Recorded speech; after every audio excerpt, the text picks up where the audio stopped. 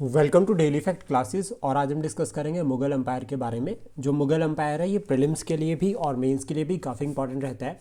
Specially अगर हम बात करें यूपीएससी में जो है वो अलग से मेंशन है मेडिवल हिस्ट्री, और जो आपका मुगल एम्पायर है 1526 से लेकर 1857, ये ऑलमोस्ट लिंक करता है मेडिवल हिस्ट्री के साथ। तो दैट मीन्स ये टॉपिक जो है वो हमारे लिए काफ़ी इंपॉर्टेंट रहेगा। वहीं अगर हम बात करें क्लास 2 और क्लास 3 के एग्ज़ाम्स के लिए, तो देखो वहाँ पर आर्ट एंड कल्चर के फॉर्म में, आर्ट और कल्चर के नाम पर जो है वो क्वेश्चन काफ़ी बार बन जाते हैं। तो इसलिए ये टॉपिक जो है वो क्लास 2 और क्लास 3 के लिए भी इंपॉर्टेंट रहता है। जिससे कि अगर आप देखोगे प्रीवियस ईयर के एचएस के पेपर उठाकर क्लास 1 का एग्ज़ाम, तो देखो पेपर में ना सिलेबस में कहीं पे भी जो है वो मेडिवल हिस्ट्री के बारे में मेंशन नहीं है, लेकिन history of India plus art and culture के नाम पे जो है वो टूम्ब वगैरह के रिगार्डिंग जो है वो पूछा जाता है कि किसका टूम्ब भारत में था, किसका नहीं है। इस तरह से क्वेश्चन जो है वो एचएस में बन रखा है। वहीं अगर हम अदर कम्पिटिटिव एग्जाम्स की बात करें, तो मुगल एम्पायर से रिलेटेड क्वेश्चन आपको मेंस में भी देखने को मिलेंगे। जैसे फॉर एग्जांपल अकबर की राजपूत पॉलिसी, तो इस तरह से लाइक औरंगजेब किस तरह से रिस्पॉन्सिबल था मुगल एम्पायर के डीके के लिए। वहीं जब हम बात करते हैं मॉडर्न हिस्ट्री की, तो मॉडर्न हिस्ट्री का जो बेस है वो 1857 के बाद बनता है। मतलब 1857 के बाद जितना भी आपका जो है वो हमारा फ्रीडम स्ट्रगल है उसको मॉडर्न हिस्ट्री में इंक्लूड किया गया है। लेकिन अब 1857 में एक विद्रोह हो रखा है, दैट इज़ रिवोल्ट ऑफ 1857। अब उसके बारे में उसके क्या कारण थे, कहाँ से मुगल आए, तो इसके लिए हमें जो है वो थोड़ा सा मिडिवल हिस्ट्री को पढ़ना जरूरी रहता है। तो आज जो हमारा टारगेट रहेगा 1526 से लेकर जो है वो हम कोशिश करेंगे कि 1857 तक जो है वो कवर करें। फर्स्ट पार्ट आज इस वीडियो का हम डिस्कस करेंगे, जिसमें हम 1707 तक कंप्लीट करेंगे, यानी कि बाबर से लेकर औरंगजेब तक हमारा पूरा टारगेट रहेगा। पहला जो हम काम करेंगे। सेकंड, उसके बाद जो हमारा दूसरा टारगेट इसमें रहेगा वो ये रहेगा कि हम साथ के साथ में जो यूनिक फीचर्स है, जो कल्चर है, उसको साथ में लिंक करके पढ़ते चलेंगे, ताकि जो है वो हमारी प्रॉपर जो है वो तैयारी हो। और हम पूरे फैक्ट को साथ के साथ में डिस्कस करेंगे, साथ के साथ कोशिश करेंगे कि लर्न करें, ताकि जो है वो हमें एग्जाम में हर तरह से जो है वो सपोर्ट मिले। तो शुरुआत करते हैं इस वीडियो को। अगर आप हमारे साथ नए जुड़े हो तो आप हमारे इनिशिएटिव को सब्सक्राइब कर सकते हैं और साथ में शेयर कर सकते हैं। प्लस अगर आप हमारी लाइव क्लासेस या किसी भी कोर्स को में ज्वाइन करना चाहते हैं तो आप हमें कॉन्टैक्ट कर सकते हैं ऑन टेलीग्राम। तो शुरुआत करते हैं वीडियो को। देखो सबसे पहले अगर हम मॉडर्न जो हमारी ये मेडिवल फेज़ है इसको थोड़ा सा ना टीम की तरह डिवाइड कर देते हैं, ताकि जो है वो पढ़ना थोड़ा ईजी रहे। और एक सीक्वेंस वाइज अगर क्वेश्चन आता है तो उसको हम स्टार्टिंग में ही सॉल्व कर देते हैं। सबसे पहले जो हमारा मुगल एम्पायर है 1526 से लेकर 1857, इनको दो पार्ट्स में डिवाइड किया गया है। एक है अर्ली मुगल्स और दूसरे है लेटर मुगल्स। अर्ली मुगल्स की अगर हम बात करें तो यानी कि बाबर से लेकर औरंगजेब तक, जिसमें आपका हुमायूं आता है, फिर अकबर आता है, फिर जहांगीर आता है, फिर शाहजहां आता है, फिर औरंगजेब। तो ये जो है वो आपका अर्ली फेज़ है। और अर्ली फेज़ में जो है वो फीचर्स अगर हम बात करें तो यहाँ पे देखा गया है कि स्ट्रॉन्ग रूलर्स जो मुगल जो अम्पायर है उसके जो एम्परर है वो बहुत स्ट्रांग है। जब वो स्ट्रांग है, कैपेबल है, तो प्रोस्पेरिटी यहाँ पर रहती है, एक्सपेंशन यहाँ पर देखा जाता है, और सेंट्रलाइजेशन ऑफ पावर, यानी कि पावर जो है वो एम्परर के पास कंट्रोल में है पूरी की पूरी। और कोई भी जो है वो इन्वेजन फिर वेस्ट से नहीं देखा गया। जब तक जो है वो मुगल एम्पर यानी कि दिल्ली पर जब एम्पर स्ट्रांग बैठा है तो कोई भी वेस्ट से किसी की भी हिम्मत नहीं होगी कि वो भारत की तरफ देखे। देन उसका trade and commerce point of view से बात करें तो एक्सपेंशन हुआ है, और इसका एग्जांपल हम पूरा जो है वो लास्ट तक डिस्कस करेंगे कि कौन सी जगह से किस तरह से ट्रेड होता था, कहाँ से क्या जो है वो सामान जाता था और कहाँ से क्या सामान जो है वो आता था। ये भी अब जो है पूरा लास्ट तक जो है वो डिस्कस करेंगे। अब देखो उसके बाद जो नेक्स्ट जो फेज़ आती है that is later Mughal. Later Mughals ये वो फेज़ है जहाँ पर जो है वो उतने कैपेबल, उतने जो है वो स्ट्रॉन्ग लीडर्स नहीं थे, उतने स्ट्रॉन्ग एम्परर नहीं थे। तो यहाँ पर जो है वो बहादुर शाह, जहांगीर शाह, फारूक सियार, मोहम्मद शाह रंगीला, अहमद शाह, आलमगीर सेकंड, शाह आलम सेकंड, ये सभी जो है वो यहाँ पर इंक्लूड होते हैं। तो ये हमें याद रखना है यहाँ पर कौन कौन इंक्लूड हो रहा है। बहादुर शाह वन, जहांगीर शाह, फारूक सियार, मोहम्मद शाह रंगीला, Ahmad Shah, Alamgir second, Shah Alam second, Akbar second और बहादुर शाह सेकंड। तो ये सीक्वेंस भी याद करना जरूरी है। ये पूरा इंपॉर्टेंट रहता है। 1707 से लेकर जो है वो 1857 तक का जो है पूरा जो है वो सीक्वेंस है, इसको भी जो है वो लर्न किया जा सकता है। अब ये जो फेज़ है, ठीक है, लेटर मुगल की, इसमें कुछ इंपॉर्टेंट फीचर्स है। सबसे पहला तो आता है दैट इज़ वीक रूलर्स, मतलब उतने जो यहाँ के जो रूलर्स थे उस टाइम के जो एम्परर थे वो उतने कैपेबल नहीं थे। देन उसके बाद यहाँ पर देखा गया है डिसेंट्रलाइजेशन। यहाँ पर हमने बात करी अर्ली फेज में सेंट्रलाइजेशन, यानी कि राजा के पास, एम्परर के पास सारी की सारी पावर, लेकिन यहाँ पर पावर डिसेंट्रलाइजेशन हुई। तो हम देखते हैं फिर यहाँ पर रीजनल पावर्स जो है वो राइज करना शुरू करी, जैसे कि बंगाल, ठीक है, अवध, मराठास, पंजाब, जाट, ठीक है, ये सभी कॉमन एग्जाम्पल रहते हैं कि रीजनल पावर्स के। उसके बाद यहाँ पर फॉरेन इन्वेजन्स भी देखे, और फॉरेन इन्वेजन्स का सबसे कॉमन एग्जाम्पल आता है नादिर शाह की रेड 1739। ये इंपॉर्टेंट ईयर है। 1739 में एक बैटल हुई है, और उस बैटल से जो है वो हमें ये क्लियर हो गया कि अभी एम्परर जो है वो कमज़ोर हो चुका है। फिर उसके बाद किंग मेकर्स जो है वो सेकंड फेज में रहते हैं, यानी कि जो नोबल्स थे वो चाहते हैं कि हमारा पर्सन जो है वो एम्परर बने, तो इसके बीच में नोबल्स के बीच में भी लड़ाई चलती है और यहाँ से नोबल्स को किंग मेकर कहा गया। और सबसे कॉमन एग्जाम्पल जो है वो इसमें सैयद ब्रदर्स का रहता है। ये सैयद ब्रदर्स ने जो है वो पहले फारूक शहर को जो है वो एम्परर बनाया, फिर फारूक शहर को मारकर जो है वो मोहम्मद शाह रंगीला को लेकर आए।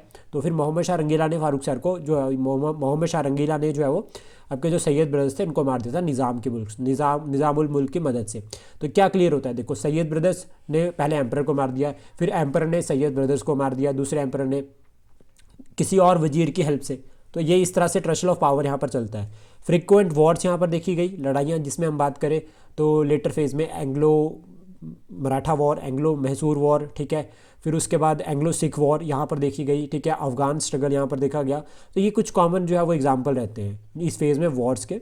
फिर उसके बाद फाइनली यहाँ पर क्या होता है कि यूरोपियंस की प्रेजेंस इंक्रीज हो जाती है। तो लेटर फेज में हम देखते हैं यूरोपियंस की प्रेजेंस, और वो शुरुआत इकॉनमी से होती है, पहले वो इकॉनमी पर कंट्रोल करते हैं और देन उसके बाद पॉलिटिकल एक्सपेंशन पर शुरू हो जाते हैं। तो ये याद रखना है कि पहले इकॉनमी उन्होंने कंट्रोल करी, फिर फाइनली पॉलिटिकली जो है वो टेक ओवर किया 1857 से, और इसमें इसको कहा जाता है ताज का शासन, यानी कि क्राउन रूल इन इंडिया। तो इस तरह से जो है वो पूरा जो है वो कवर किया जा सकता है फेज वाइज। तो शुरुआत करते हैं। देखो सबसे पहले हम बात करेंगे बाबर के बारे में। बाबर, ठीक है, 1526 में जो है वो भारत आता है फर्स्ट बैटल ऑफ पानीपत के साथ।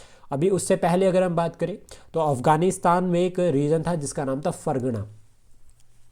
अपने पिताश्री की डेथ के बाद, इनके फादर की डेथ होती है, उसके बाद जो है वो ये फरगना के जो है वो एम्परर वहाँ के जो है वो टेक ओवर संभाल लेते हैं, पूरा का पूरा जितना इनका था राज्य उसको कंट्रोल करना शुरू करते हैं। लेकिन इसके बाद क्या होता है, यहाँ पर ना ये समरकंद और फरगना कोशिश करते हैं कि समरकंद को मैं कैप्चर कर लेता हूँ। एक रीजन और था समरकंद जो कि काफ़ी होली रीजन माना जाता है मुस्लिम वर्ल्ड में। समरकंद को कंट्रोल करने की कोशिश करते हैं और जब समरकंद पर ही अटैक करते हैं तो फरगना को लूज़ कर जाते हैं, मतलब जो ट्राइब्स थी वो फरगना को टेक ओवर कर लेती है। फिर ये फरगना को टेक ओवर करते हैं तो समरकंद इनके हाथ से चला जाता है। फिर ये दोनों पर कोशिश करते हैं और दोनों को ही लूज़ कर जाते हैं। फिर जब ये लूज़ कर गए उसको, ठीक है, दोनों चले गए, फिर ये पहुंच जाते हैं काबुल और 1504 में काबुल को कैप्चर कर लेते हैं। अब यहाँ पर काबुल के अगर सीधा इधर बात करें दैट इज़ पंजाब, और पंजाब के इधर अगर हम बात करें तो दैट इज़ दिल्ली। ऐसे लिंक करके समझते हैं यहाँ पर कि दिस इज़ द पंजाब, ठीक है, ये बीच में पंजाब आ गया, ये आ गया दिल्ली और ये आ गया काबुल। पंजाब का जो उस टाइम पे गवर्नर था दैट इज़ दौलत खान लोधी। और ये जो दौलत खान लोधी था, ठीक है, पहला पॉइंट तो ये हो गया। सेकंड, उसके बाद जो दिल्ली में जो रूलर था दैट इज़ इब्राहिम लोधी दिल्ली पे था, और ये ना पावर को जो है वो सेंट्रलाइज्ड कर रहा था, अपने पास सारी की सारी पावर लेकर चल रहा था। अब यहाँ पर हो गया राजस्थान नीचे वाली साइड और दिस इज़ द गुजरात। यही बस पूरी नॉर्थ इंडिया की गेम है। नॉर्थ इंडिया की गेम पंजाब, दिल्ली, राजस्थान, गुजरात, इनका स्ट्रगल है। और एक यहाँ जैसे दूर पे आ गया दैट इज़ बंगाल, और बीच में यहाँ पर आता है बिहार, जहाँ पर जो है वो Bihar UP that is Awadh chief. Awadh के जो छोटे ये वाला जो रीजन है यहाँ पर अफगान छोटे छोटे जो है वो चीफ्स थे। अब क्या होता है कि काबुल पे, अब ये जो आपका ये जो इब्राहिम लोधी था अफगान डायनेस्टी का लास्ट रूलर, जो फर्स्ट अफगान डायनेस्टी थी यहाँ पे लोधी वंश, अभी क्या होता है ये पावर को सेंट्रलाइज कर रहा होता है। अब ये बात राणा सांगो को भी पता चलती है राजपूत यहाँ पर कि यार ये पावर को सेंट्रलाइज कर रहा है और ये गलत है, ठीक है। उधर पंजाब में जो दौलत खान था उसको भी ये पता चलता है कि मेरे पास तो मैं गवर्नर हूँ लेकिन मेरे पास तो पावर ही कुछ नहीं है, तो मेरे पास से तो पावर चली जाएगी। तो फाइनली यहाँ पर क्या होता है, ये दोनों मिलकर इन्वाइट करते हैं बाबर को। वो बोलते हैं कि सर आप आओ दिल्ली पे अटैक करो, ठीक है, दिल्ली पे अटैक करो। जहाँ जो यहाँ का जो एम्परर है वो बहुत ही कमज़ोर है, यहाँ का जो एम्परर है वो बहुत ही कमज़ोर है, आप आओ अटैक करो, आपको बहुत वेल्थ मिलेगी। अब इन दोनों की प्लानिंग ये थी कि हो सकता है वापस चली जाए। बाबर आए, जैसे पहले इन्वेजर होते थे, आते थे, लूटते थे, चले जाते थे, लेकिन बाबर ने प्लान बदल दिया। 1526 में ये दोनों इन्वाइट तो करते हैं। 1526 में फर्स्ट बैटल ऑफ पानीपत होती है, जहाँ पे बाबर क्या करते हैं, इब्राहिम लोधी को डिफीट करते हैं, ठीक है। कारण क्या थे इस बैटल के, देखो आप इस तरह से जब आप मेंस में लिखते हो तो आप इस तरह से फ्लो चार्ट बना सकते हैं, अगर आपके पास कोई और वे भी है तो आप उस तरह से फॉलो कर सकते हैं। तो यहाँ पर कारण क्या थे, बाबर अपने एम्पायर को एक्सपैंड करना चाहता था। उसका भारत जो बाबर है वो भारत के वेल्थ से बहुत अट्रैक्टिव था, क्योंकि भारत को देखो क्या कहते थे, सोने की चिड़िया। हमारे पास वेल्थ थी, हमारे पास मानसून था, हमारे पास एग्रीकल्चर था, हमारे पास जो है वो एक अच्छी लेबर थी, हमारे पास एग्रीकल्चरल लैंड बहुत ज़्यादा थी, ठीक है, हमारे पास नेचुरल कंडीशंस बहुत अच्छी थी। नॉर्थ के अगर हम बात करें तो 12 महीने नदियों में पानी है, तो ट्रेड एंड कॉमर्स के लिए भी इंपॉर्टेंट है। मॉनसून का रोल बहुत इंपॉर्टेंट रहता है ट्रेड के लिए। नेचुरल विंड्स है, जब समुद्र से हवाएं धरती की तरफ आएगी तो जहाज़ भी धरती की तरफ आएंगे, फिर वही हवाएं जब वापस जाएगी तो जहाज़ को भी वापस लेकर जाएगी। तो ट्रेड एंड कॉमर्स के लिए हेल्प होती थी। उसके बाद तो फिर ऑलमोस्ट फिर उसका इन्विटेशन भी था, दौलत खान ने कहा कि सर आओ भाई देख लो, दिल्ली पे आप अगर लूटना चाहते हो तो लूट सकते हो। देन फाइनली क्या था कि ये जो रीजन था यहाँ पे ऑलमोस्ट ये पंजाब वाला रीजन, राजस्थान गुजरात वाली, यहाँ पे trade and commerce point of view से इंपॉर्टेंट था, क्योंकि ट्रेड रूट का पार्ट था खैबर पास। इसके ऊपर कंट्रोल जिसने कर लिया उसने पूरा का पूरा ट्रेड एंड कॉमर्स कंट्रोल कर लिया। तो फाइनली क्या होता है, यहाँ पर प्लान किया जाता है, बाबर प्लान करता है कि वो अटैक करेगा दिल्ली के ऊपर, ठीक है, और वो होता है फर्स्ट बैटल ऑफ पानीपत। तो फिर यहाँ पर बैटल डे होता है। अब बाबर की जो आर्मी थी वो 10,000 की आर्मी थी और इब्राहिम लोदी 1 लाख की आर्मी लेकर खड़ा था। तो यहाँ पे लेकिन फिर भी बाबर जीत जाता है, और जीतने के जो कारण रहते हैं, बाबर के जो सोल्जर्स थे वो बहुत ट्रेंड थे। फिर उसके बाद बाबर के पास स्मॉल कैनॉन्स थी जो ऊँटों पर लदी हुई थी, तो उससे क्या है कि मूवमेंट ईजिली था कि उनको मूव किया जा सकता था इधर उधर। देन उसका बाबर ने रूमी वॉरफेयर मेथड को फॉलो किया। रूमी वॉरफेयर मेथड मतलब जो बाबर ने पूरी आर्मी को छोटे छोटे टुकड़ों में डिवाइड करते हैं डिफेंसिव मोड में, जिसमें जो है वो एक तरह से जो है वो पूरा एक खुले प्लेस पर, पानीपत का एक प्लेस, वहाँ पर डिफेंस जो है वो एक छोटे छोटे गिड्स बनाकर जो है वो फिर डिफेंड किया। तो इस तरह से जो है फिर इब्राहिम लोदी को डिफीट किया। और फाइनली यहाँ से जो रिजल्ट हम देखते हैं वो ये रहता है कि जो तिमरूड रूल है, यानी कि बाबर जो है वो मुगल रूल को एस्टेब्लिश करते हैं इंडिया में, मतलब वो भारत छोड़कर नहीं जाते हैं, उनको फिक्स क्लियर हो जाता है कि भारत में ही रहना है। तो इससे हमें क्या पता चलता है सिग्निफिकेंस में इंपॉर्टेंट रहेगा। तो देखो पहला सिग्निफिकेंस ये रहता है कि बाबर जो है वो डिसेंडेंट था तैमूर का फादर साइड से, ठीक है, और मदर साइड से अगर हम बात करें तो चंगेज़ खान। तो इनडायरेक्टली मंगोल ने भी जो है वो भारत के ऊपर रूल करना शुरू कर दिया, क्योंकि बाबर उनका जो है वो डिसेंडेंट था। उसके बाद देन यहाँ पर क्या होता है, तिमरूड डायनेस्टी की एस्टेब्लिशमेंट होती है, यानी कि तिमरूड जो है वो शुरू होते हैं नई मुगल डायनेस्टी। फिर उसके बाद यहाँ पर जो थर्ड पॉइंट हम बता सकते हैं वो ये कि इसके बाद नेक्स्ट 200 ईयर तक कोई भी फॉरेन इन्वेजन नहीं हुआ वेस्ट से, क्योंकि हमने अपना जो नॉर्थ वेस्ट फ्रंटियर था, जो दिल्ली वाला रीजन था, उसके ऊपर स्ट्रॉन्ग एम्परर बिठा दिए और हमारा ये रीजन जो है वो स्ट्रॉन्ग हो गया। पॉलिटिकल जो वैक्यूम यहाँ पर क्रिएट होता था वो नहीं रहा। देन स्ट्रॉन्ग एडमिनिस्ट्रेशन जो है वो एस्टेब्लिश करते हैं बाबर यहाँ पर, और एक तरह से कंसोलिडेशन की तरफ ट्राई करते हैं, एम्पायर को एक्सपेंशन भी करते हैं, और फ्रिक्वेंट बैटल्स भी होती है। आर्ट एंड कल्चर के पॉइंट ऑफ व्यू से अगर हम बात करें सिग्निफिकेंस, तो देखो सबसे पहले चार बाग सिस्टम जो है वो इंट्रोड्यूस होता है भारत में। फिर उसके बाद टूम्ब और मॉस्क कंस्ट्रक्शन जो है वो शुरू होती है इनडायरेक्टली, एक तरह से अगर हम बात करें यहाँ पर मेनली जो है वो टूम्ब कंस्ट्रक्शन बहुत देखी गई है। उसके बाद मुगल कल्चर और जो पर्शियन कल्चर था वो भी जो भारत में एक्सपैंड होना शुरू होता है। ऐसा नहीं था कि पहले इन्फ्लुएंस नहीं थी, ट्रेड एंड कॉमर्स के थ्रू पहले भी इन्फ्लुएंस में थे, लेकिन अभी ज़्यादा होने लग गया प्रॉपर पूरा। फिर उसके बाद बाबरनामा खुद लिखी है बाबर ने, और इसको ट्रांसलेट किया है अब्दुल रहीम खान ने पर्शियन में, translated to Persian from Turkey, तो याद रखना, ठीक है।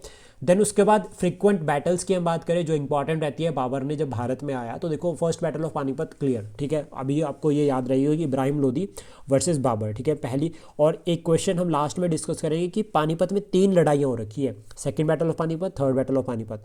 सेकंड बैटल जो है वो 1556 में है और थर्ड बैटल जो है वो 1761 में। ये पानीपत की जगह को क्यों सिलेक्ट किया गया, ये यूपीएससी का क्वेश्चन पूछा गया है मेंस में, तो हम इसको पूरा इन डिटेल जो है वो डिस्कस करेंगे जैसे जैसे हम आगे जो है वो बढ़ते जाएंगे।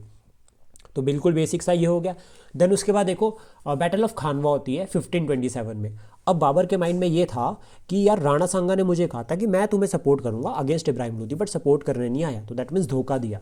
तो यहाँ पर बाबर क्या प्लान करते हैं, ठीक है, वो एक इनडायरेक्टली ये सोच लेते हैं और वो अटैक करते हैं राणा सांगा के ऊपर, जो कि मेवाड़ का रूलर था, मेवाड़ का राजपूत रूलर उस टाइम पे। अब क्या है यहाँ पर बाबर क्या कहते हैं कि जो ये वॉर है अगेंस्ट राणा वो जिहाद है एक, और आफ्टर द वॉर खुद को जो है वो टाइटल अडॉप्ट करते हैं गाजी का। अब इसकी कहानी क्या रहती है, सिंपल अगर हम बात करें, देखो हमने डिस्कस किया था दिस इज़ दिल्ली, ठीक है, दिस इज़ पंजाब, ठीक है, और दिस इज़ काबुल, ठीक है, जहाँ से बाबर आया इस तरह से। अब यहाँ पर है राजस्थान बीच में और यह है गुजरात। गुजरात का हमें पता है, गुजरात वाले रीजन में क्या होता है कि बाहर से सामान जब आता है तो वो गुजरात में आता है, ठीक है, और गुजरात से फिर रेस्ट ऑफ द कंट्री में जाएगा। अब अगर बाहर से सामान यहाँ पर आ रहा है, अगर हम इसी रीजन को कंट्रोल कर ले तो बाहर से जितना भी सामान आ रहा है उसको टैक्स हम कलेक्ट कर सकते हैं। तो दैट मीन्स गुजरात को कंट्रोल करना बहुत ज़्यादा ज़रूरी है। और लेकिन बीच में आ गया Rajasthan famous place for Rajput warrior, और यहाँ पर एक जो है वो मेवाड़ जो है वो वंश था, मेवाड़ जो है वो राज्य था, और यहाँ पर राणा सांगा रूलर थे, मेवाड़ के जो रूलर थे मेन। अब यहाँ पर जो रिजल्ट रहता है वो क्या रहता है, इस बैटल में बाबर जीत जाते हैं, जिहाद डिक्लेयर करते हैं वो और फाइनली जीत जाते हैं इस बैटल में। देन उसके बाद बैटल ऑफ चंदेरी होती है 1528 में। यहाँ पर जो नेक्स्ट रूलर थे दैट इज़ मैदानी राय, राजपूत रूलर थे ये मालवा रीजन के, और इसका भी रिजल्ट क्या रहता है, बाबर की विक्ट्री। फिर उसके बाद बैटल ऑफ घाघरा 29 में ये बैटल हुई नियर बिहार, और इसमें जो महमूद लोदी था, जो लाइक इब्राहिम लोदी के बाद जो छोटे छोटे अफगान चीफ बचे थे, उनको डिफीट करके फाइनली यहाँ पर जो है वो बाबर क्या करते हैं, जो है वो एक कंट्रोल बना देते हैं पूरा का पूरा रीजन में। बट लेकिन 1530 में बाबर की डेथ हो जाती है, ठीक है, और उनको बरीड किया जाता है पहले औरंगाबाद में, आगरा के, ठीक है, आरामबाग में, औरंगाबाद आरामबाग में, आगरा में। फिर उसके बाद उनको जो बॉडी थी उसको काबुल ले जाते हैं, और टूम भी अगर हम बात करें तो वो काबुल में है। इसको बिल्कुल बेसिक तरीके से हम लर्न कर सकते हैं। अब देखो एक पॉइंट मैं आपको यहाँ पर क्लियरली बताना चाहता हूँ, वो ये कि जैसे ये 1530 1526 से लेकर 1530 हमने दिल्ली सल्तनत में भी ये देखा था कि जिसने वो डायनेस्टी बनाई, जिसने डायनेस्टी को फाउंड किया, वो ज़्यादा टाइम तक उसने रूल नहीं किया। तो यहाँ पर ऐसा ही हुआ कि बाबर ने अगर जो है वो मुगल वंश की स्थापना करी तो वो ज़्यादा टाइम तक रूल नहीं किया। उसके बाद ये 3-4 इंपॉर्टेंट बैटल रहती है, और इसके रिगार्डिंग कहा जाता है कि बाबर ने पानी पिया, बाबर ने खाना खाया, बाबर ने चाय पी, और बाबर घर गया। ये ट्रिक है इसको याद करने की, ठीक है। बाबर ने पानी पिया, खाना खाया, चाय पी और घर गया, यानी कि घाघरा घर चला गया। फिर उसके बाद नेक्स्ट जो रूलर बनते हैं, एम्परर बनते हैं, दैट इज़ हुमायूं। हुमायूं के टाइम पे अगर हम बात करें तो 1530 से लेकर 1556 तक जो है वो दिल्ली के ऊपर रूल करते हैं। इनके बाबर के 4 बेटे थे, और जाते जाते बाबर ने ये बात कह दी थी कि जितना तुम्हारे पास अंपायर है उसको चारों भाई मिलकर बांट लेना। हिस्से में जो है वो हुमायूं के हिस्से में दिल्ली आती है, लेकिन ऐसा रीजन उनके हिस्से आता है जहाँ पर उन्हें ये रहता है कि उनको चैलेंजेस रहते हैं। अब देखो उनके लिए क्या चैलेंजेस थे, हुमायूं को भी था कि भाई गुजरात जाना है। अब राजपूत तो चलो डिफीट कर दिए थे, बाबर एक काम करके चले गए थे, लेकिन गुजरात में जब बाबर ने डिफीट किया तो गुजरात का जो रूलर था दैट इज़ बहादुर शाह, इसको भी पता चल गया कि राजपूत जो वो कमज़ोर है। तो ये क्या करता है, राजपूत पर अटैक करता है और रणथंभौर वाले रीजन को कंट्रोल में ले आता है। अपने रणथंभौर फोर्ट वगैरह जो रीजन था उसको कंट्रोल कर लेता है अपने। अब हुमायूं वहाँ देख रहा होता है, हुमायूं बोलते हैं कि मेरे पिताश्री ने राजपूतों को हराया और बहादुर भाई आप कहाँ से आ गए बीच में। फाइनली क्या होता है कि हुमायूं यहाँ से अपनी आर्मी लेकर जाता है और जो गुजरात का जो बहादुर शाह था उसको डिफीट करता है। बहादुर शाह बोलता है कि सर गलती हो गई, हमने एक्सेप्ट कर लिया, और वो जो है वो वापस चला जाता है। मीनवाइल इसके बाद क्या होता है यहाँ पे कि वो वापस जाकर गुजरात में रूल करना शुरू कर देता है, ठीक है, एक तरह से एक्सेप्ट कर लेता है कि हुमायूं ही एम्परर है। फिर मीनवाइल जब यहाँ पे देखो कि हुमायूं तो बिजी है गुजरात में, तो अब इधर वाली साइड पे बिहार वाले रीजन में मैंने बात की थी यहाँ पर कि अफगान चीफ थे। यहाँ पर एक अफगान चीफ था जिसका नाम था शेर शाह सूरी। ये शेर शाह राइज करना शुरू कर देते हैं, छोटे छोटे सरदारों को, ज़मींदारों को इकट्ठा करके हुमायूं के अगेंस्ट जो है वो रिवोल्ट करते हैं। अब हुमायूं तो बिजी गुजरात में थे, अब गुजरात का मैटर सॉल्व करके हुमायूं चले गए बिहार की तरफ। तो उन्होंने ये शेर शाह सूरी को यहाँ पे जो है वो सेटल डाउन कर दिया, इसको समझा दिया भाई देख पहली बार बोल रहा हूँ, मान जा चुपचाप। तो ये मान जाते हैं, ठीक है कि सर मैंने आपको मान लिया, एक्सेप्ट कर लिया। फिर उसके बाद मीनवाइल क्या होता है, ये जो पहले वाला था बहादुर शाह, ये दोबारा से राइज करना शुरू कर देता है और दोबारा अटैक कर देता है। हुमायूं फिर बोलते हैं कि यार अभी तो बात हुई थी, फिर दोबारा अटैक कर दिया तुमने, गलत बात है ये। फिर दोबारा डिफीट करते हैं इसको, दोबारा सरेंडर करता है। इस बार ये क्या करता है, चल जाता है किसके पास, पुर्तगीज़ के पास, और पुर्तगीज़ इसको धोखे से मार देते हैं, वहाँ फेंक देते हैं अरेबियन सी में, ठीक है, ख़त्म मार देते हैं, ठीक है। फिर उसके बाद क्या होता है यहाँ पे मीनवाइल, अब हुमायूं को गुजरात की टेंशन नहीं थी, अब उसको टेंशन फंस गई थी शेर शाह सूरी की। लेकिन तब तक शेर शाह सूरी बहुत स्ट्रांग हो जाता है, और यहाँ पे फिर एक बैटल होती है, बैटल ऑफ चौसा 1539। ये जो 1539 की जो ये बैटल है, इसमें शेर शाह सूरी हुमायूं को डिफीट करता है। हुमायूं जान बचाकर निकल लेता है, यहाँ से भाग लेता है, लेकिन उसको लगता है कि नहीं मैं फिर जीतूंगा, मैं इसको हरा दूंगा, क्योंकि मैंने इसको 2-3 बार जो है माफ़ किया था, तो इतना स्ट्रांग ये नहीं है, मुझे पता है। लेकिन होता क्या है यहाँ पे, अगर हम बात करें इन सिंपल सेंस, फिर इसके बाद हुमायूं क्या करता है, फिर से अपनी जो है वो आर्मी उसको यूनाइट करता है और अगेन अटैक करता है। तो इस बार जो बैटल होती है that is battle of Kannauj. और जो ये बैटल ऑफ कनौज होती है, इसमें क्या होता है यहाँ पे कि शेर शाह सूरी हुमायूं को डिफीट करता है पूरा, और उसको फोर्स करता है कि भाई तू भाग जाए यहाँ से। भाग जाता है और भाग कर कहाँ पहुँच जाता है, दोबारा जहाँ से वो वापस आया था, ईरान पहुँच गया हुमायूं। तो दैट मीन्स हुमायूं का जो राज्य था, ठीक है, वो चला गया उसके हाथ से। मीनवाइल वो शादी करता है बीच में जाके, और फिर अकबर पैदा होते हैं। और अकबर उस टाइम पे जब हुमायूं जो है वो ईरान में था, तो अकबर अपने चाचा के पास में था। अपने चाचा ने जो है वो अपने जो अकबर के जो चाचा था उसने उसको अपने पास रख लिया था, और वो उनके साथ वहाँ पे रह रहा था। बड़े रिस्पेक्ट से जो है वो उन्होंने अकबर को रखा, ऐसा फोर्स नहीं किया, कोई ज़बरदस्ती नहीं करी उसके साथ, ठीक है। लेकिन दिल्ली में चेंज आ जाता है, वो है सुर डायनेस्टी का। सुर डायनेस्टी सेकेंड अफगान डायनेस्टी 1540 से लेकर 1555 तक बीच में जो है वो ये रूल करते हैं दिल्ली के ऊपर।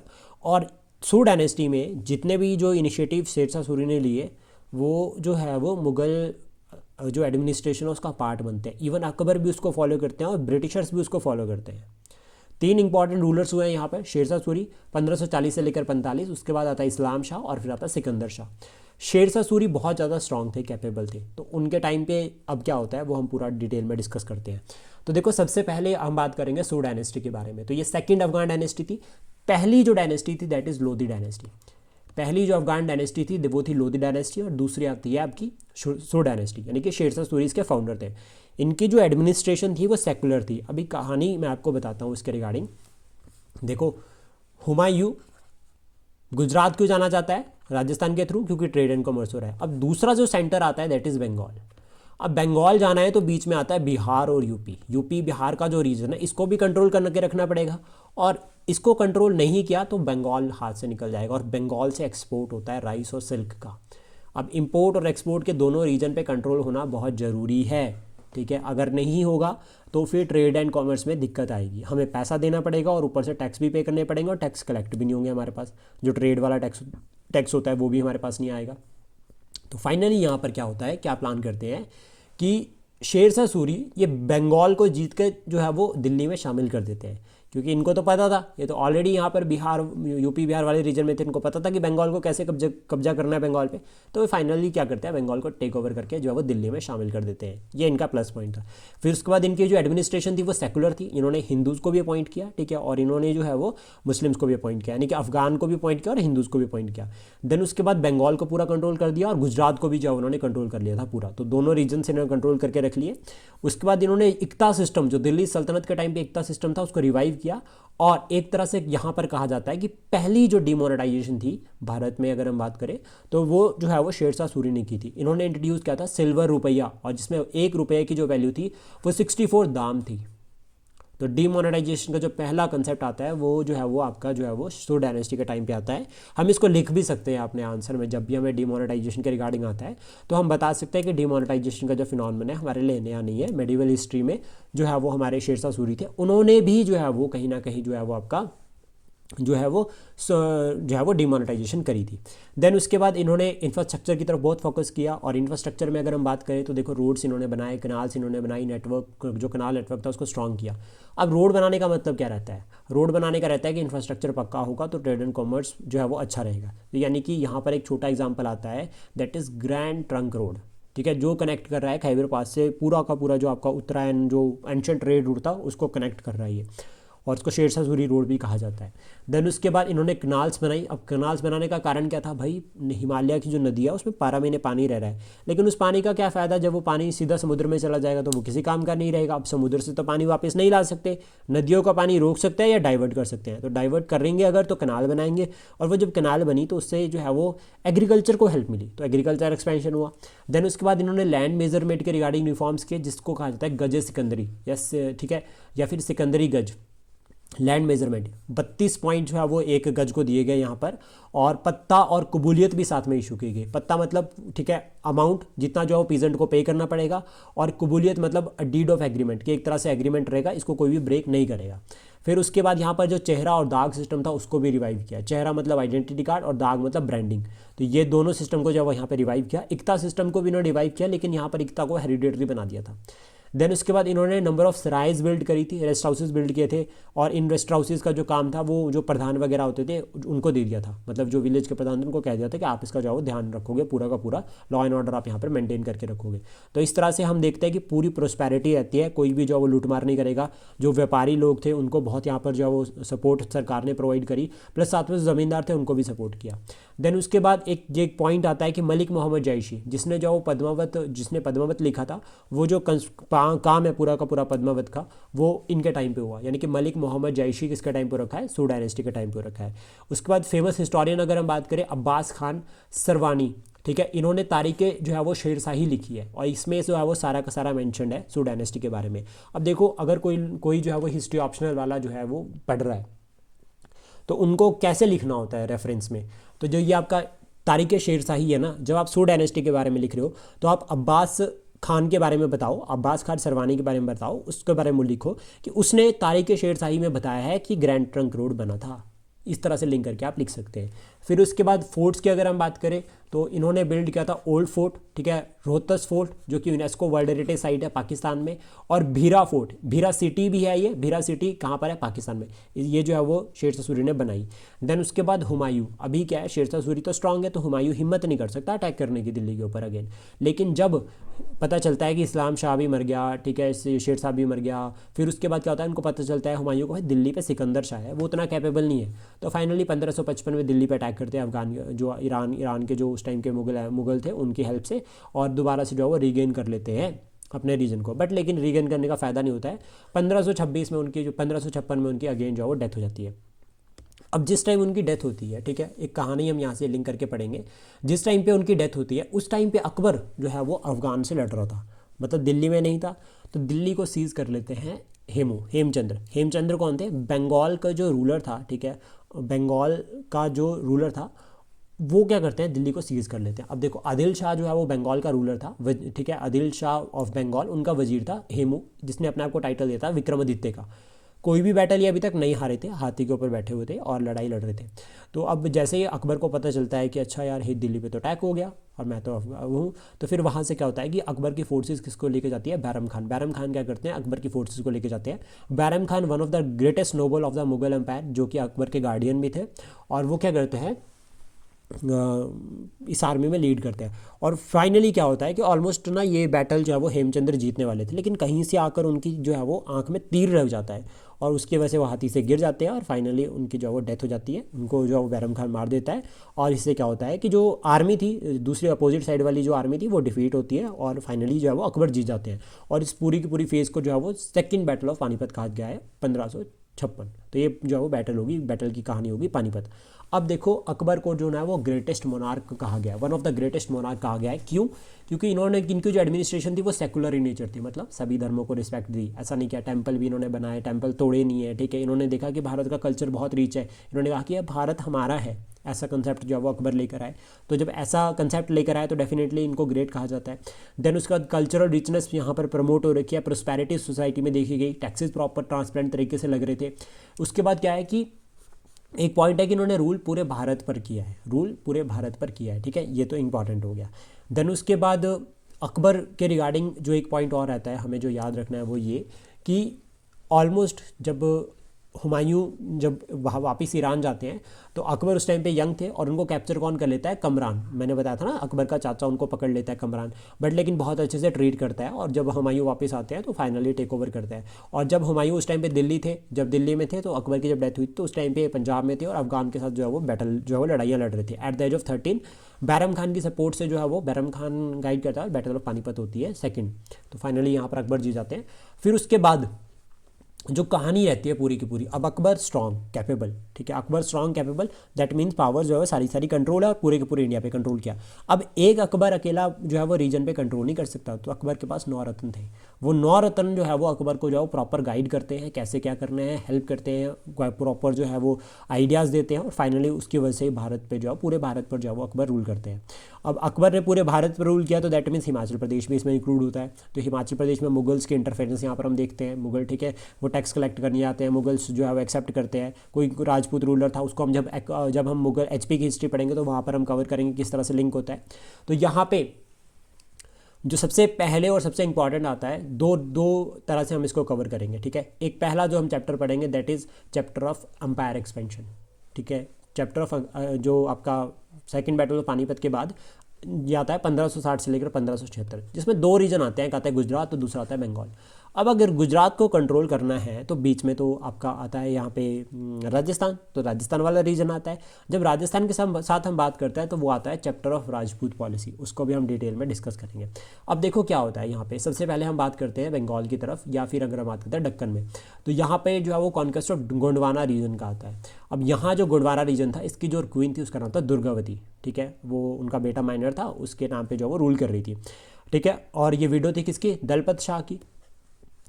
फाइनली क्या होता है यहाँ पे कि अकबर की आर्मी, ठीक है, असफ खान के अंडर, जो कि इलाहाबाद का गवर्नर था, रानी से वो बड़ा इंप्रेस था, मतलब वो रहता रानी बड़ी सुंदर है यार, तो वो उसने जो है वो अटैक कर दिया गोंडवाना के ऊपर।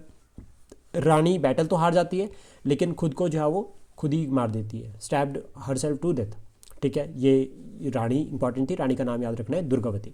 देन उसके बाद देखो क्या होता है यहाँ पे कि अकबर के रिगार्डिंग बिल्कुल बेसिक्स अगर हम बात करें, राजपूत चैप्टर को पूरा डिटेल में डिस्कस करेंगे, लेकिन उससे पहले ना हम अकबर के बारे में कुछ स्पेशल फीचर्स बात करते हैं, ठीक है, कि कैसे जो है वो नॉबल्स इन कंट्रोल में थे। अब देखो अकबर अगर स्ट्रांग है, ठीक है, एक कंसेप्ट समझना यहाँ पे इसको, अकबर अगर स्ट्रांग है तो नॉबल्स कंट्रोल में है। अब नोबल्स अगर कंट्रोल में है तो भाई एक को भेज दिया जा नॉर्थ वेस्ट फ्रंटियर्स को सिक्योर कर। इवन जो नॉर्थ वेस्ट फ्रंटियर्स जो रीजन है वहाँ पर अकबर खुद भी काफ़ी टाइम तक रहते हैं, उनको पता था कि ये रीजन बहुत इंपॉर्टेंट है ताकि वेस्ट से कोई अटैक ना करे। फिर उसके बाद गुजरात को कॉन्केस्ट करने के लिए भेज देता है किसी को, भाई जाओ गुजरात संभालो। फिर उसके बाद राजपूत को कंट्रोल करने के लिए भेज देता है जैसे कि मान सिंह, तो वन ऑफ द नवरत्न, ठीक है, मान सिंह को भेजते हैं, राजा मान सिंह को कि भाई जाओ जीतो, जो कि राजपूत पॉलिसी में आता है।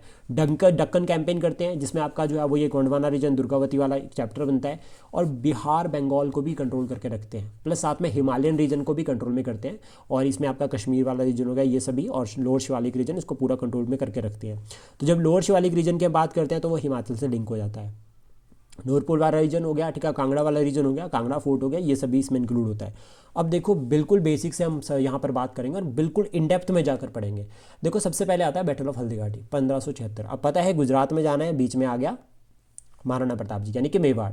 अभी क्या होता है अकबर वर्सेस महाराणा प्रताप।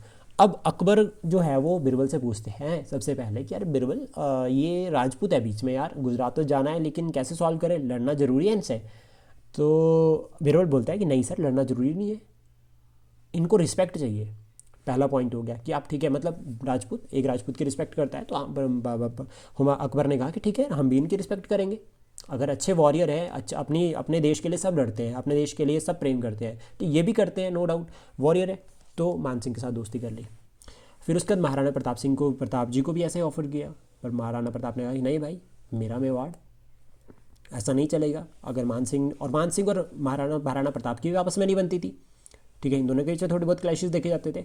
फाइनली क्या होता है यहाँ पे कि मेवाड़ के ऊपर अटैक कर देते हैं, और उसका नाम होता है बैटल ऑफ हल्दीघाटी। और यहाँ पर जो अकबर की जो आर्मी थी उसको लीड कौन करता है, मान सिंह करते हैं। 1576 में ये बैटल हुई, इसको बैटल ऑफ हल्दीघाटी कहा गया है, हल्दीघाटी वाले रीजन में हुआ। यहाँ की मिट्टी ना येलो कलर की है, इसलिए इस रीजन को जो है वो हल्दीघाटी कहा जाता है, ठीक है।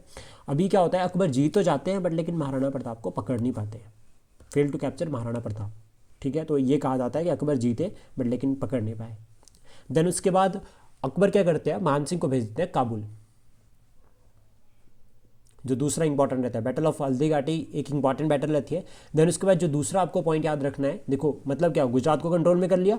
अब अकबर को पता था कि ये नॉर्थ वेस्ट फ्रंटियर, बाकी भारत को कंट्रोल करना है वो हो जाएगा, लेकिन नॉर्थ वेस्ट फ्रंटियर को सिक्योर करो। तो 1584 में अकबर को क्या करते हैं, राजा मान सिंह को काबुल भेजते हैं जितने भी जो रेबेलियंस हैं उनको क्रश करने के लिए। फाइनली जब क्रश करके आते हैं तो यहाँ पर कश्मीर हो गया, लद्दाख हो गया, ठीक है, बलूचिस्तान हो गया, ये वाला जो रीजन है मुगल एम्पायर का पार्ट बन जाता है। तो that means Himalayan region become part of Mughal empire यहाँ से। और कौन लेकर आया, राजा मान सिंह। देन उसके बाद रोशनाई रेबेलियन होता है, ये क्या करते हैं ब्लॉक कर देता है खैबर पास को। ये छोटी छोटी ट्राइब्स थी अफगान की और ये खैबर पास को ब्लॉक कर देते हैं। यहाँ पर अकबर क्या करते हैं, राजा बिरबल को भेजते हैं और बोलते हैं कि जाओ बिरबल जाओ जीत कर आ जाओ। लेकिन ना बिरबल की डेथ हो जाती है यहाँ पे, और अकबर वन ऑफ द नवरत्न जो थे उनको लॉस कर जाते हैं। अकबर का बहुत नुकसान होता है यहाँ पे।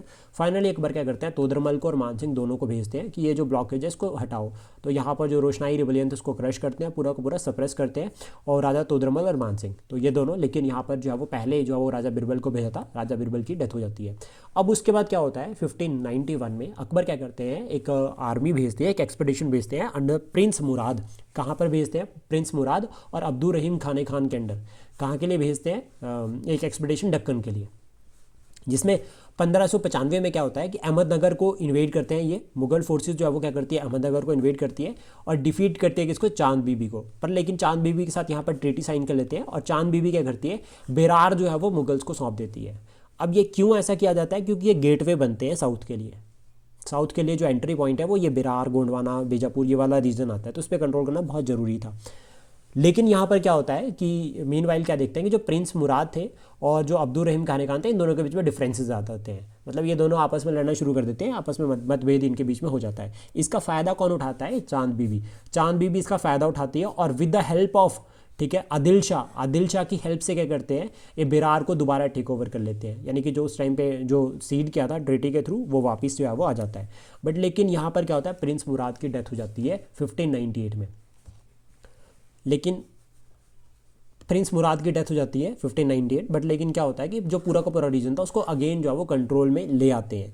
फिर उसके बाद क्या होता है 1605 में अकबर की डेथ हो जाती है, ठीक है। और अकबर की जो डेथ है वो डायसेंट्री की वजह से हो रखी है, और उसके बाद बरीड किया जाता है इनको सिकंदरा में। तो यानी कि ये क्लियर होता है कि अकबर का टूम कहाँ पे था, भारत में था, हुमायूं का टूम भी भारत में था, और बाबर का टूम कहाँ पे था, काबुल में। तो ये बिल्कुल पॉइंट याद रखना। देन उसके बाद नेक्स्ट आता है टूम की हम बात करते हैं, तो अकबर ने अपने टूम कंस्ट्रक्शन, ये हिस्टोरियन अगर हम बात करें, इवन लाइक जो हमारी बुक है पूनम दलाल दहिया, जिसको मैंने as an reference book follow किया है, और एक IRS है जिन्होंने ये बुक लिखी है, तो उसमें ये कहा है कि अकबर ने जो है वो अपना टूम खुद बनाना शुरू कर दिया था, और जहांगीर ने इसको कंप्लीट किया है सिकंदरा में नियर आगरा।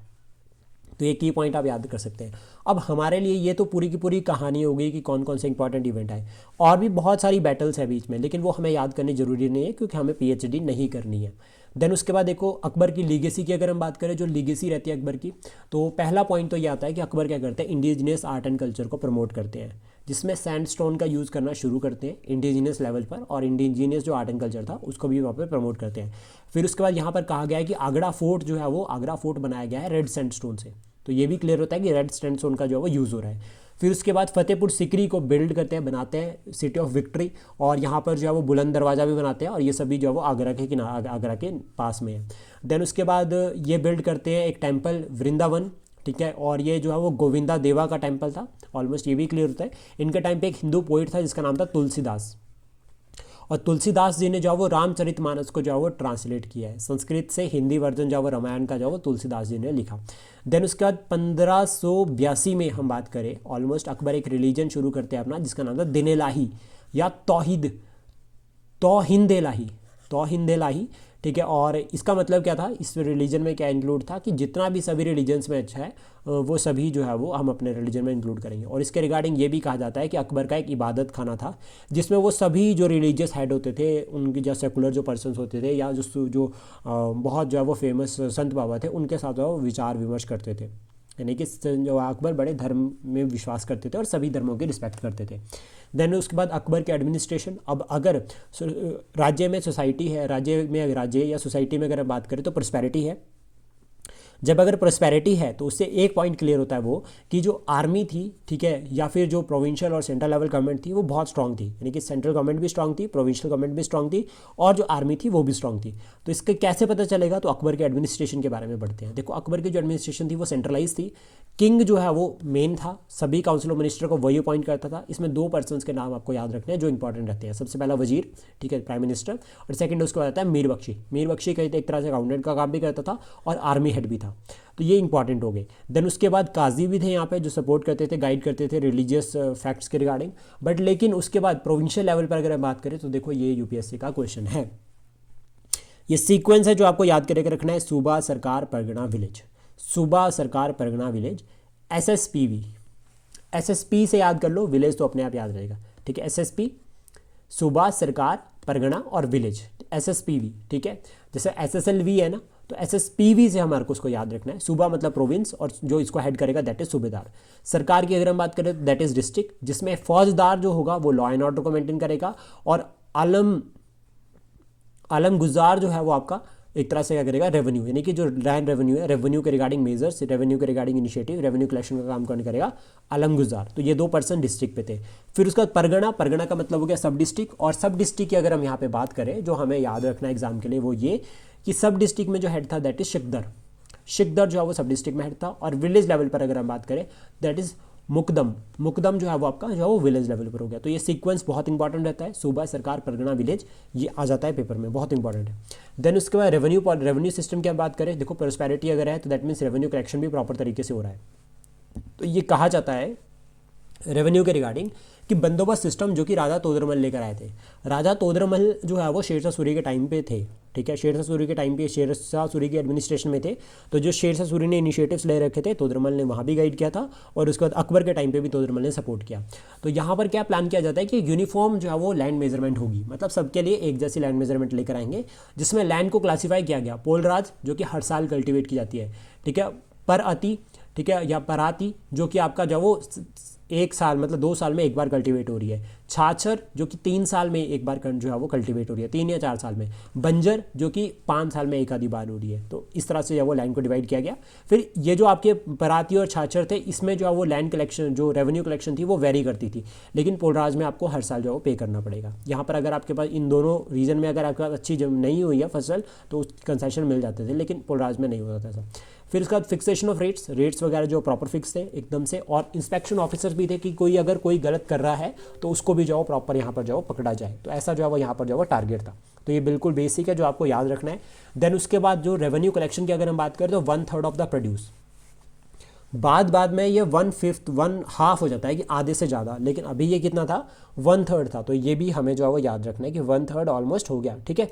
देन उसके बाद नेक्स्ट है आपका जो इंपॉर्टेंट यहाँ पर रहता है वो रहता है मनसबदारी सिस्टम, जो हमें याद करना है। मनसबदारी जो है वो अकबर के टाइम पे काफ़ी इंपॉर्टेंट जो है वो एक फीचर रहता है जो कि हमें एग्जाम के लिए हेल्प भी करेगा।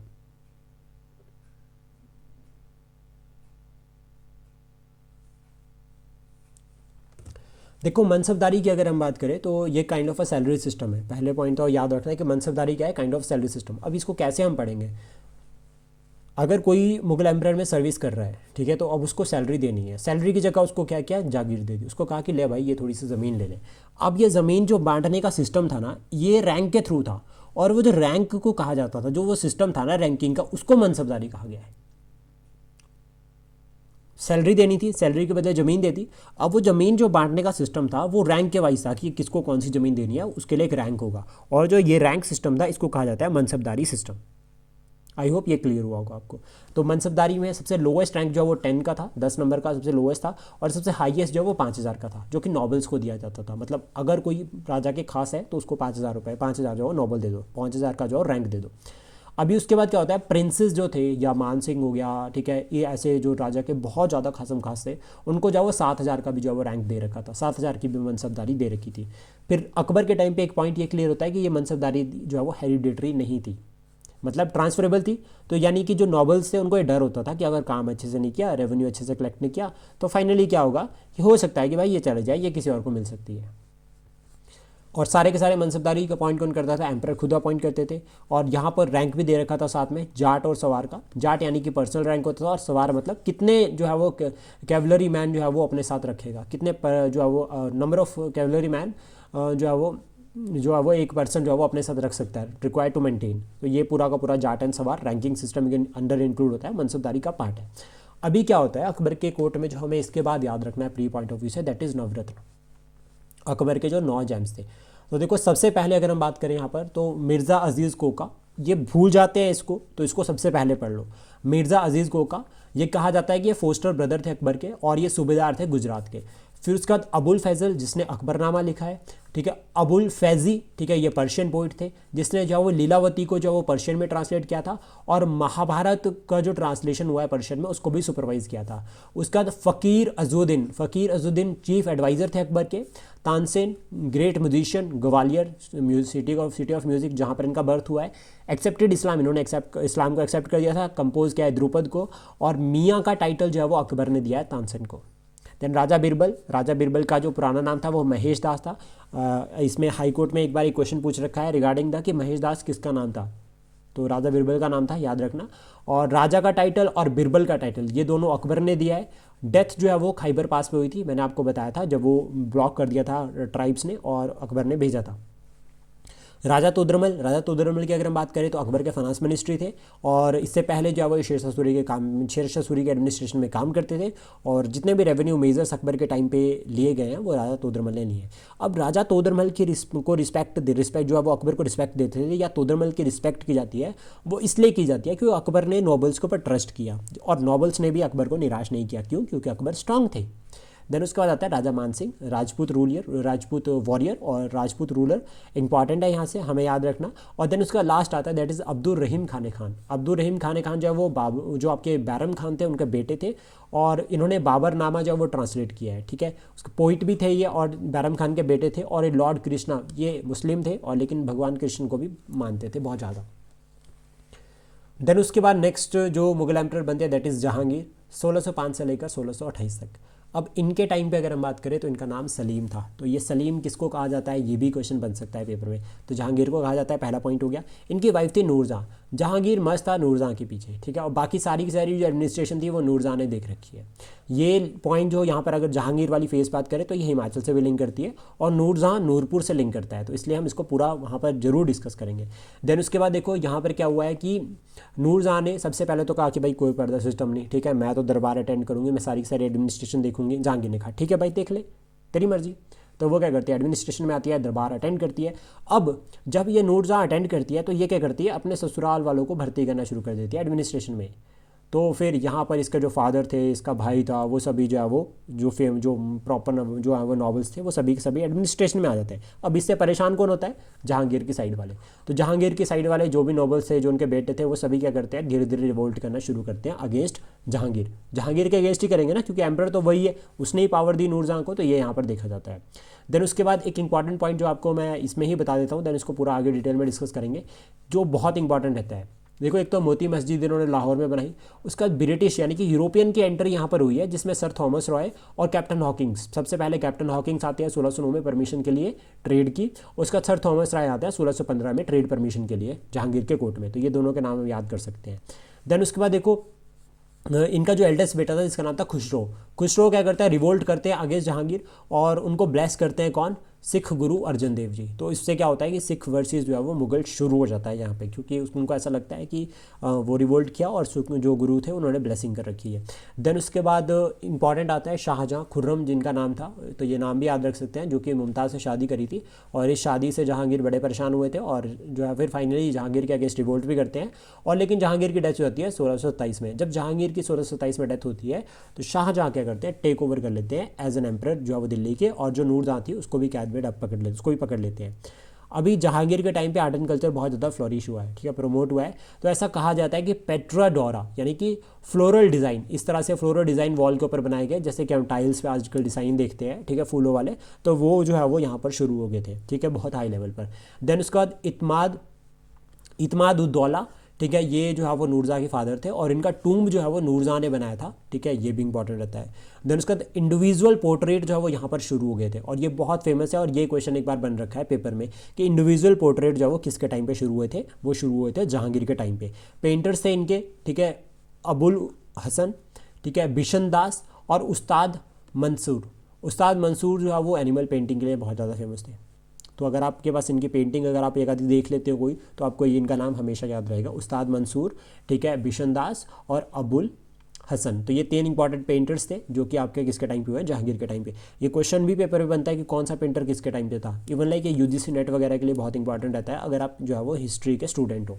देन उसके बाद नेक्स्ट जो बनते हैं दैट इज़ शाहजहाँ खुर्रम, ठीक है। सलीम की अगर हम बात करें तो वो नाम था जहांगीर का। 1628 से लेकर 1658 तक ऑलमोस्ट, लेकिन इनकी डेथ जो है वो लेट हुई है 1666 में, लेकिन उससे पहले ही जो है वो इनके से जो गद्दी थी वो चली जाती है। अब क्या होता है, खुर्रम थे, अभी क्या होता है कि ये अपनी पॉलिसी के लिए जाने जाते हैं, वो है डक्कन पॉलिसी। इन्होंने बीजापुर और गोलकोंडा को कंट्रोल करके रखा था पूरा, उनके साथ पीस ट्रीटी बना के रखी थी और आदिल शाह ने भी एक्सेप्ट किया था मुगल की सुपरमेसी को। तो मुगल की सुपरमेसी को आदिल शाह ने भी एक्सेप्ट किया था और पीस ट्रीटी साइन कर के रखी थी, यानी कि डक्कन पे शांति है। तो शाहजहाँ के टाइम पे सारी जगह पे शांति थी, इसलिए यहाँ पर जो है वो एक छोटा सा कन्फ्लिक्ट रहता है, that is Mughal versus Maratha, यानी कि मराठा अंडर शिवाजी भोसले राइज करते हैं, शिवाजी के जो शाहजी भोसले के अंडर जो वो राइज करते हैं, जो शिवाजी के फादर थे। लेकिन शाहजहाँ ने क्या कर रखा था, पीस ट्रीटी के साथ जो है वो ऑलमोस्ट कोशिश थी कि कोई अटैक मैं नहीं करूँगा। बीजापुर और गोलकोंडा के जो रूलर थे उनको कहा था कि आप जो हो मराठा को राइज नहीं करने दोगे, तो ऐसा फाइनली साइन होता है। अब देखो इनके रिगार्डिंग अगर हम बात करें, सबसे पहले की पॉइंट्स में अगर हम पढ़ते हैं तो 1632 में 1632 में ये क्या करते हैं, पुर्तगालियों को डिफीट करते हैं नियर हुगली। तो इससे ये क्लियर हो जाए यूरोपियंस को कि अभी एम्परर स्ट्रांग है, अभी एम्परर वीक नहीं हुआ, तो भाई अभी टेक ओवर नहीं कर सकते, चुपचाप ट्रेड करते रहो। और वो भी ट्रेड बिल्कुल ट्रांसपेरेंट तरीके से करनी है, कोई दस्तक कोई टैक्सेस को मिसयूज़ नहीं करना है, नहीं तो पनिशमेंट होगी। ऐसा यहाँ पर जो है शाहजहाँ ने क्लियरली बता दिया। देन उसके बाद 1639 में ये ट्राई करते हैं कंधार को कंट्रोल करने के लिए, लेकिन परमानेंटली लूज़ कर जाते हैं, तो कंधार हाथ से गया। फिर उसके बाद इनकी डेथ हो जाती है 1666 में, ठीक है, जो हम पूरा डिस्कस करेंगे। और इनको जो बरीड किया गया है वो ताजमहल में किया गया है, जो नियर द जो इनकी वाइफ थी मुमताज़, उसके अराउंड में। अब इनके टाइम पे क्या है कि जो हमें याद रखना है वो है आर्ट एंड कल्चर। इनके टाइम पे आर्ट एंड कल्चर बहुत फ्लोरिश हुआ है, ताजमहल बना दिया भाई, ठीक है, ताजमहल बना दिया तो that means art and culture जो है वो हाई लेवल पर था। ये छोड़ दो किसकी याद में बनाया, आप ये देखो कि ताजमहल बनाया, ठीक है, और बनाया भी इंडियंस ने ही, ठीक है, कोई ऐसा तो था नहीं कोई बाहर से कोई पर्सन आ गया जिसने बनाया, तो इंडियंस थे, हमारा ही पैसा जो है वो यहाँ ताजमहल बनाने के लिए लगा। अब क्या है, इस फेज़ को फिर गोल्डन एज कहा जाता है आर्ट एंड कल्चर की, और मुगल आर्ट एंड कल्चर की गोल्डन एज कहा जाता है क्योंकि उस टाइम पे मुगल रूल था। ताजमहल की कंस्ट्रक्शन जो है वो ऑलमोस्ट शुरू हुई थी, कमीशन किया गया था इसको 1631 में, और 22 साल लग गए थे ताजमहल को बनाने के लिए। और डिज़ाइन किसने किया था, उस्ताद ईशान एक थे, और दूसरा ईशा मोहम्मद अफरिंदी, इन्होंने जो है वो डिज़ाइन किया था। और जो मेन डूम है ताजमहल का वो जो है वो आपका इस्माइल खान ने किया है, ठीक है, तो ये पर्सन का नाम याद रखना जरूरी है। इसके बाद मोती मस्जिद इन्होंने बनाई आगरा में, ठीक है, जिसमें जो वाइट मार्बल का यूज़ किया गया। शीश महल इन्होंने बनाया, ठीक है, मुज़्ज़म बुर्ज इन्होंने बनाया आगरा में, और जामा मस्जिद दिल्ली में जिसमें रेड जो है वो सैंडस्टोन का यूज़ हुआ। उसका रेड फोर्ट भी इनके टाइम पर बन रखा है 1648। तो ये बिल्कुल बेसिक है जो आपको याद करके रखना है, ठीक है, ताजमहल हो गया, रेड फोर्ट हो गया, जामा मस्जिद हो गया, ये बिल्कुल याद कर सकते हैं, काफ़ी न्यूज़ में चलते रहते हैं। देन उसके बाद ऑलमोस्ट आर्ट एंड कल्चर में ये पॉइंट हमारे लिए इंपॉर्टेंट रहते हैं। जो बाकी है like arch and Doom structure है, किस तरह से है, क्या रूल है, सिग्निफिकेंस, वो हम आर्ट एंड कल्चर में पूरा प्रॉपर कवर करेंगे। अब उसके बाद नेक्स्ट जो बारी आती है दैट इज़ औरंगज़ेब। अब देखो औरंगज़ेब की अगर हम बात करें तो 1658 से लेकर 1707 एम्परर बनते हैं बाय किलिंग सारे के सारे भाई, जितने उनके भाई थे उनको सबको मार दिया, पहला पॉइंट, ठीक है। तो इससे क्या क्लियर होता है, नॉवेल्स को मैसेज जाता है भाई जब ये अपने भाइयों को नहीं छोड़ा इसने तो हमें क्या छोड़ेगा, हमें भी मार सकता है। तो ट्रेशल ऑफ नोबल शुरू हो जाता है, नॉवेल्स अपने लिए थोड़े से जो है वो खुद को सेव करने के लिए जो वो अलग अलग रीजन पर जाना शुरू कर देते हैं।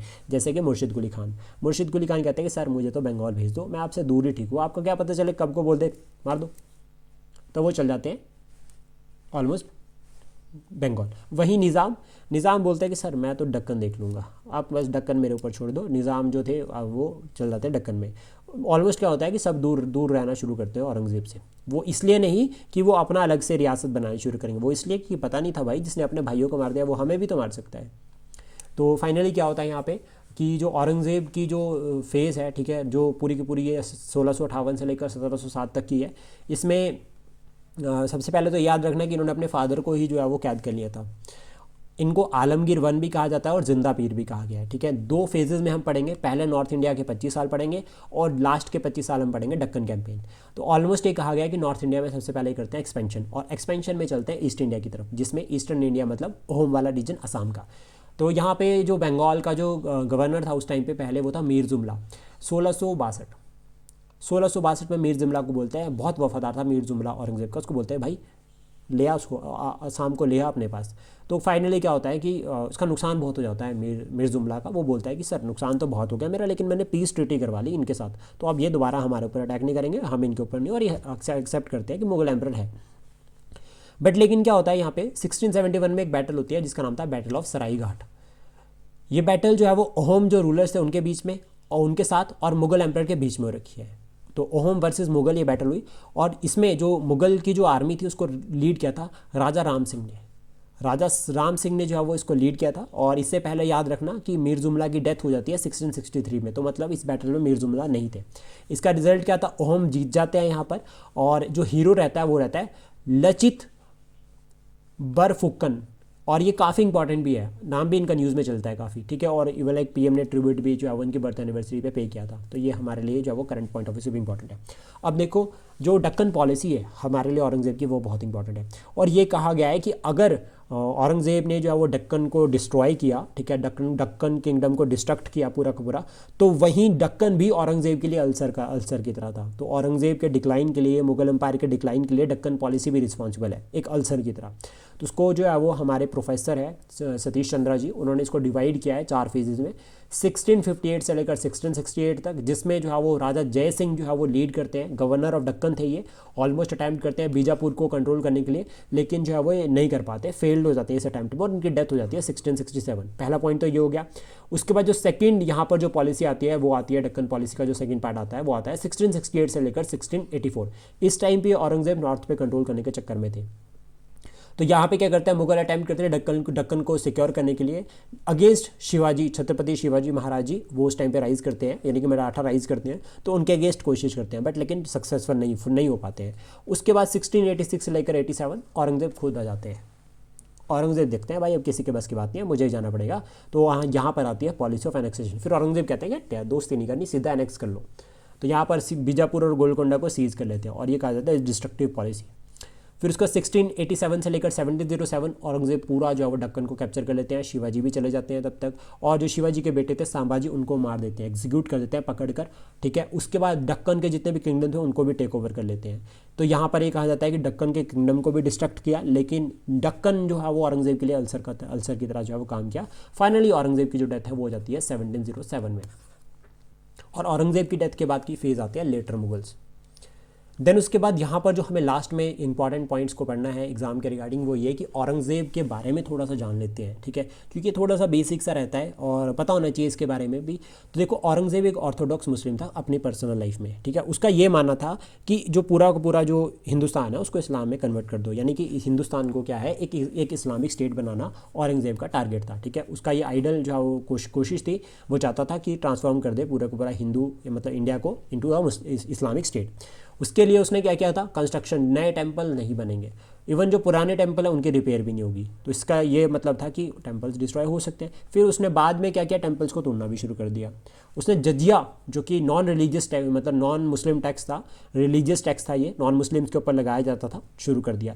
पिलग्रिम टैक्स उसने शुरू कर दिया, ठीक है। देन उसका 1675 में सिर्फ हिंदू नहीं, सिखों के जो गुरु थे, गुरु तेग बहादुर जी, उनको भी एग्जीक्यूट कर दिया, ठीक है। उनको कहा कि भाई उन्होंने जो है वो एक तरह से उनको पहले तो उनको फोर्स किया कि वो इस्लाम में कन्वर्ट हो जाए, जैन उन्होंने मना कर दिया। उन्होंने वॉइस रेज करी अगेंस्ट, क्योंकि जो कश्मीरी पंडितों के अगेंस्ट जो है वो अत्याचार औरंगजेब कर रहे थे, उसके अगेंस्ट गुरु तेग बहादुर ने सवाल उठाए, आवाज़ उठाई। तो फिर गुरु तेग बहादुर जी को जो है वो दिल्ली बुलाते हैं और वापस जो है वो एग्जीक्यूट कर देते हैं।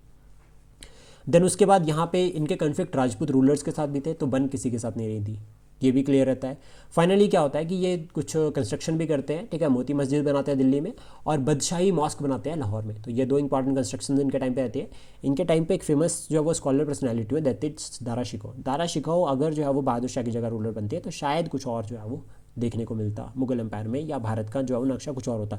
सेकुलर पर्सन थे, सबसे इंपॉर्टेंट बात याद रखना दारा शिकोह। और इन्होंने लिखा है मजहुमा उल बरहेन, ठीक है, ये इन्होंने लिख रखी है। इन्होंने ट्रांसलेट कर रखा है उपनिषद को और भगवत गीता को, ठीक है, पर्शियन में। तो ये इंपॉर्टेंट रहता है। देन उसका एक इंपॉर्टेंट पर्सनालिटी और औरंगजेब के टाइम पे हुई, दैट इज़ मिर्ज़ा मोहम्मद कासिम, ठीक है, जिन्होंने आलमगीर नामा लिखा है, ठीक है। उसके बाद एक और इंपॉर्टेंट पर्सनालिटी हुआ, दैट इज़ ईश्वर दास नगर, जिन्होंने लिखा है फतवा आलमगिरी। तो ये भी जो है वो किसने लिखा रखा है आपका, जो है वो इन्होंने ईश्वर दास नगर। तो ये नाम आप याद कर सकते हैं यूजीसी नेट के लिए, तो बहुत ज़्यादा इंपॉर्टेंट है। और अगर पेपर को टफ बनाना है तो इन डेप्थ में क्वेश्चन पूछा जा सकता है, क्योंकि ये सारा का सारा लिंक करता है कल्चर के साथ, आर्ट एंड कल्चर के साथ। Then trade and commerce point of view से अगर हम बात करें तो देखो ऑलमोस्ट जो आपके ट्रेड लाइक जो व्यापारी लोग थे उसमें सेठ और बोरा, ये लॉन्ग डिस्टेंस के लिए बहुत फेमस थे। लॉन्ग डिस्टेंस जो ट्रेड होगी उसके लिए बहुत ज़्यादा फेमस थे। बनिक जो है वो लोकल ट्रेडर थे, शॉर्ट डिस्टेंस ट्रेड करते थे। और बंजारास जो घुमंतु थे, ठीक है, ट्रेडिंग कम्युनिटी थी, एक जगह से दूसरी जगह पे जाते रहते थे। अभी गुजरात से क्या होता था, गुजरात में जितना भी सामान है वो गुजरात आता था, फिर उसके बाद रेस्ट ऑफ द इंडिया में जाता था। एक कॉमन सा एग्जांपल है गुजरात, तो यानी कि गुजरात इसलिए इंपॉर्टेंट था। देन उसके बाद हम कोरमंडल कोस्ट की बात करते हैं, जहाँ पर आपको टेक्सटाइल इंडस्ट्री देखने को मिलेगी। तो यहाँ पर टेक्सटाइल प्रोडक्शन हाई लेवल पर होती थी, तो इसलिए रीजन को कंट्रोल करना बहुत जरूरी था। और अगर हम बात करें ईस्ट इंडिया कंपनी, तो वो इस रीजन पर ईस्ट इंडिया कंपनी का काफ़ी स्ट्रॉन्ग होल्ड था। उसका बाद बंगाल, बहुत इंपॉर्टेंट ट्रेडिंग जोन, हुगली सबसे इंपॉर्टेंट रिवर होगी यहाँ पे, और यहाँ से शुगर, राइस, सिल्क एक्सपोर्ट होता था। तो एक तरफ से इंपोर्ट हो रहा है, एक तरफ से एक्सपोर्ट हो रहा है। देन उसके बाद यूरोपियन फैक्ट्रीज की हम बात करें मुगल टाइम पे, जो कौन कौन सी थी, लाइक 1707 तक पूरी देख लेते हैं। तो पुर्तगालियों का कंट्रोल गोवा पे था, सबसे पहले पुर्तगालीज भारत में आए थे 1498 में केप ऑफ गुड होप के थ्रू, और वास्को डी गामा सबसे पहले भारत पहुंचे थे। देन दमन और दीव और बॉम्बे, इस रीजन पर जो पुर्तगालियों का कंट्रोल था। उसका डच की अगर हम बात करें तो मछलीपट्टनम 1605, पुलिकट, सूरत, कराईकल 1645, ठीक है, कोचीन 1663, पटना और बालासोर, पटना वाले रीजन में याद रखना डच की कंपनी थी। देन उसका फ्रेंच की अगर हम बात करें तो सूरत पौंडुचेरी, माहे यनम आज भी पौंडुचेरी स्टिल हमने जो है वो फ्रेंच से टेक ओवर किया था, लिया था। चंद्रनगौर, यहाँ पर जो है फ्रेंच का कंट्रोल था। तो ये क्वेश्चन आता है यहाँ पर पेपर में कि कौन सी कंपनी किस जगह पे थी। देन इंग्लिश की अगर हम बात करें तो सूरत पर उनका कंट्रोल था, मद्रास में, बॉम्बे, कलकत्ता। तो मद्रास मेन रहा है, ठीक है, इंग्लिश का सेंटर, और कलकत्ता जो कि फोर्ट विलियम के नाम से भी जाना जाता है। तो ये हमारी पूरी की पूरी फर्स्ट क्लास थी रिगार्डिंग द मेडिवल हिस्ट्री या फिर मुगल एम्पायर अगर हम बात करें। इसके बाद हम लेटर हम मुगल्स के बारे में पढ़ेंगे और जितने भी इंपॉर्टेंट इवेंट रहते हैं उनको भी हम साथ के साथ में जो है वो कवर करेंगे। Thank you, please support, share and subscribe daily fact.